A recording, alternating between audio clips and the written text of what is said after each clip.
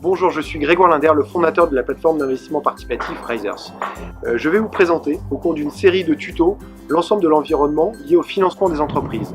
Donc, ce premier épisode consistera à essayer de définir le terme un petit peu barbare de crowdfunding.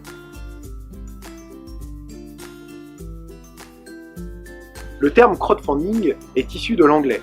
Il signifie en français littéralement financement par la foule. Il peut être également désigné par les termes financement 2.0, financement participatif et financement alternatif. C'est simplement le principe de faire appel à la foule pour financer un projet.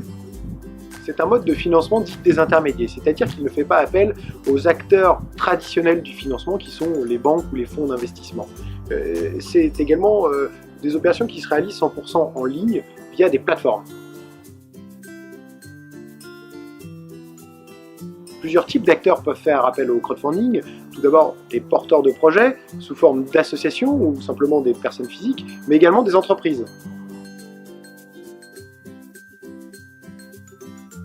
Dans la jungle obscure du financement participatif, il existe plusieurs grands types d'opérations. Donc le premier groupe est celui à destination des porteurs de projets, associations ou personnes physiques. Donc dans ce grand groupe, le premier segment est celui du don. Ce qu'on appelle en anglais le charity crowdfunding. Le principe, très simplement, c'est de réunir un certain nombre de personnes autour d'un projet, souvent associatif. Donc le deuxième segment est celui du don avec contrepartie. En anglais, on l'appelle le reward crowdfunding. Il consiste simplement à pré-commercialiser des produits d'un porteur de projet. Le dernier segment est celui du prêt aux particuliers. On l'appelle le peer-to-peer lending. Dans notre exemple, Mathieu et Gabriel souhaitent acquérir une nouvelle voiture. Ils vont faire appel à ce type de plateforme pour obtenir un crédit de 3 ans afin de financer leur véhicule. Donc, le deuxième grand groupe d'opérations est celui à destination des entreprises, qui se divise lui-même en deux segments. Le premier est celui du prêt aux entreprises, aussi en anglais appelé le crowdlending.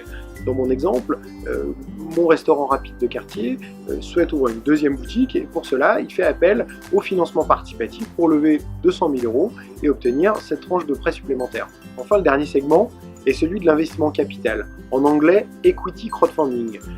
L'exemple, c'est My Startup SAS, une jeune société dans le domaine de l'innovation, a besoin de lever des fonds pour renforcer ses fonds propres et continuer son développement, pourra permettre à des actionnaires de rentrer à son capital pour des levées de fonds en moyenne en France de 380 000 €.